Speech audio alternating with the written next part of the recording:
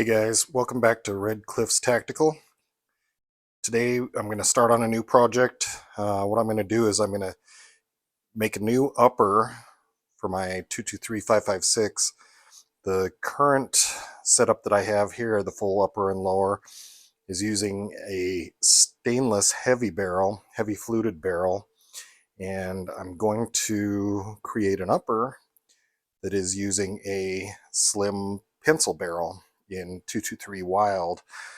And 223 Wylde, as everybody knows, is set up so that it works well with 556 and 223. And one thing that I'm going to use this with is also going to be a CMMG 22 long rifle setup that converts it to be able to shoot 22LR.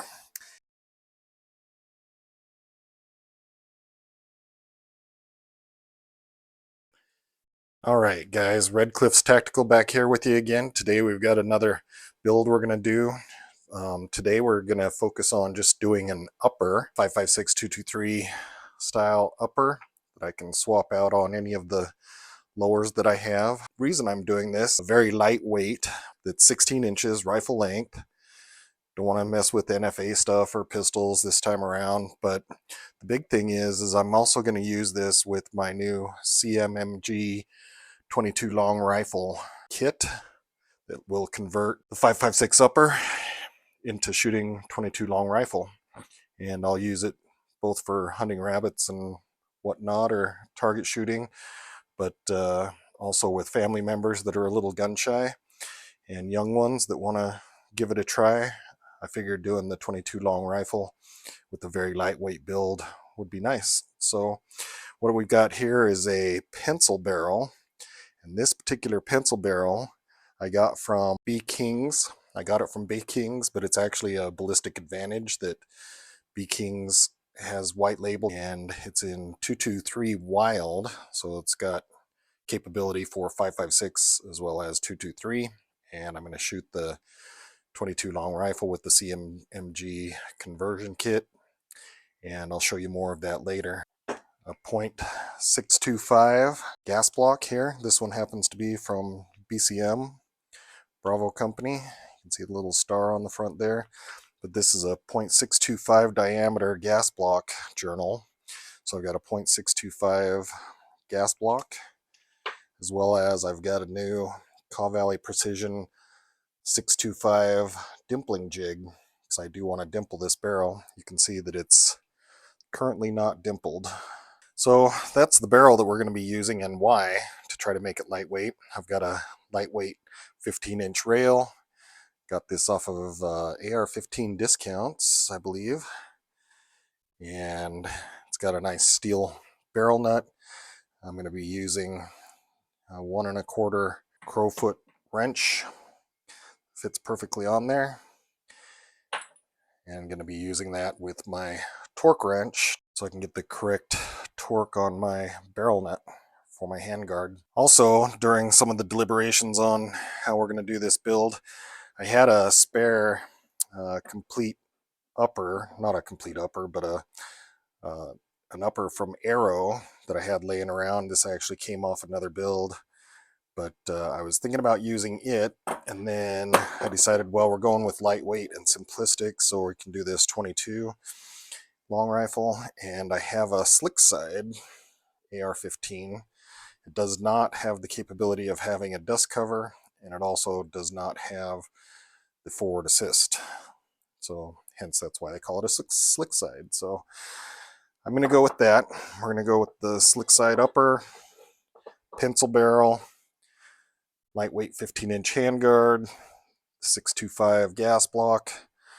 Going to dimple it, and I'm going to get that far with it. I've got my upper receiver rod, Midwest Gunworks upper receiver rod that has the sail on it so that it fits snugly. So when I torque both the barrel nut for the handguard, as well as when I torque the muzzle device on here, which I'm hoping to use a Reardon muzzle device, and then I can put a silencer on there, a suppressor on there, and with 22 it'll be even more whisper quiet. So yeah, that's what we've got, and I'll show you more later.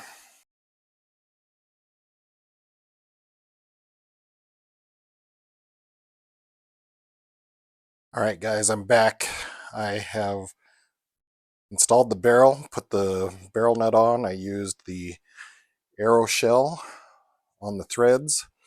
I also threaded the barrel nut on, and I cinched it down and backed it off, cinched it down, backed it off 3 times to do what they call marrying the threads on there. And then I used the torque wrench to torque it down to 45 pounds. This particular handguard does not require timing the barrel nut. It has a groove there that the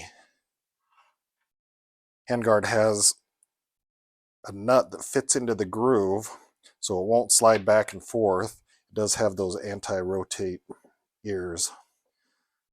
So it shouldn't rotate and it shouldn't slide back and forth. I've got the Call Valley Precision. I just did a bore scope video that I hope you can see, but this pin on this side of the jig tool goes directly into the gas port hole on the barrel, and on the other side is a hole for me to put a drill bit into and drill a little dimple into the barrel. So what I'm going to end up doing is I'm going to flip this whole upper receiver rod and upper and flip it upside down so I can drill the dimple into the other side of this barrel. So that's where we're at so far, and I'll keep you posted.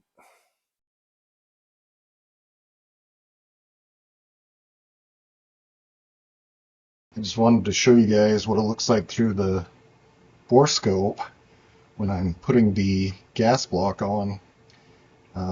You can see the needle part of the gas block dimpling jig about to come through, and it's coming straight down into the gas port on the rifle. As I twist it, I kind of just jiggle it to make sure that it's perpendicular and straight. So I'm tightening it right there, and you can see that it's perfectly centered in the gas port hole. So for anybody that's wondering if it really gets it straight, it does.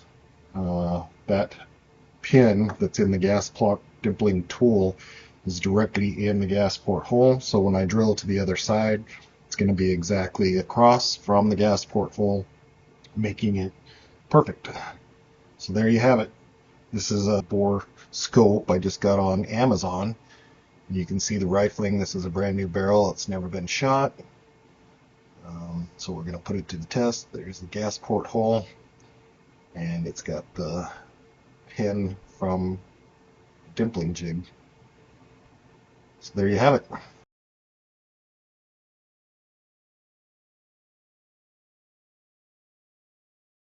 All right, I'm just gonna flip this over. Guess I can flip the whole thing. So just take this, loosen it up, flip it upside down, tighten it back up. There we have it.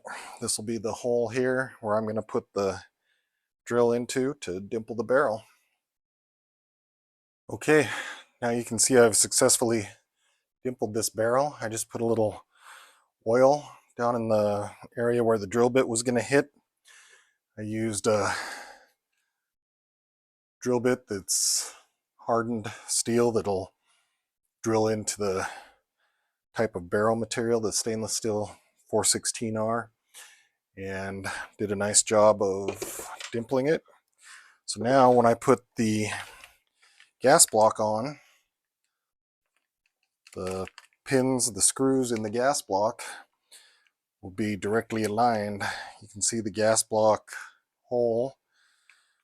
You can't see it inside the package. I'll rip it out of the package in a minute, but this closest hole to the shoulder, the closest screw to the shoulder, is directly across from the gas port hole. So it'll be lined up 100%. I noticed when I lined this up that the jig tool was quite a ways from the shoulder, even though it showed that it was directly in the hole. So it'll be interesting to see how the gas block actually lines up on here. See how snug this little 625 fits. And yeah, it looks like there's going to be a little bit of a gap there. So I'm glad I did the dimpling. The dimpling ensures that it's 100% lined up. So yeah, there you have it. And I'll keep working on it and I'll keep you posted.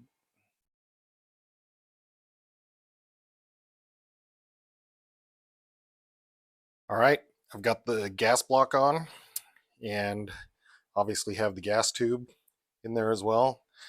It did mount up perfectly. There's just a slight, not even a finger's nail width in between the shoulder and there, but there is a small gap. So gas block, gas tube on. Now we're going to go with the handguard.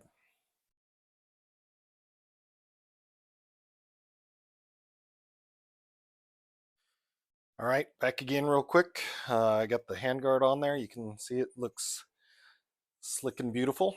And I also went ahead and put on the Wylde. It's actually a Wylde R2C flash hider and Plan B suppressor mount all in one. I've got the Atlas adapter that's a hub adapter. The Atlas fits the Wylde or Plan B compatible. And it also, with the Atlas has the hub thread adapter. So there's a lot of many suppressors that you can mount on hub.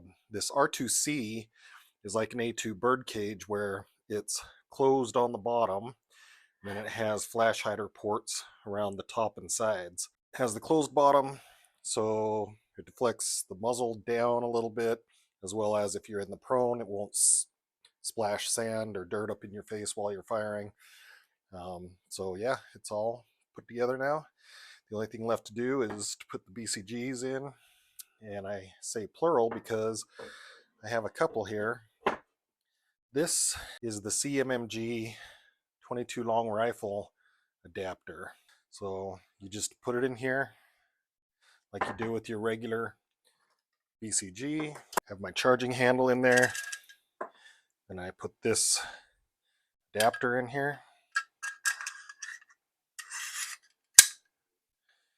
And there's the CMMG 22 long rifle adapter in there. Got an ambidextrous charging handle. And then when I want to go back to shooting 5.56, I just take, so I've got the Toolcraft 5.56 223 bolt carrier group. Got this from Palmetto State Armory. So it's a PSA, but it is Toolcraft. So take the 22 long rifle BCG out and just slap your regular 5.56 223 BCG in, and boom, ready to go. Again, this is the slick side version of the upper, so no forward assist or dust cover. But again, we're wanting it to be very lightweight so we can shoot 22 long rifle. And this is the 22 long rifle mag that comes with the CMMG 22 long rifle conversion kit. You can see I've loaded it up with some 22s. Put the little band on here to make sure you don't mix it up, although it's quite obvious, but the bands are cool. So, all right, there you have it. We'll take it out to the range and have some more video then.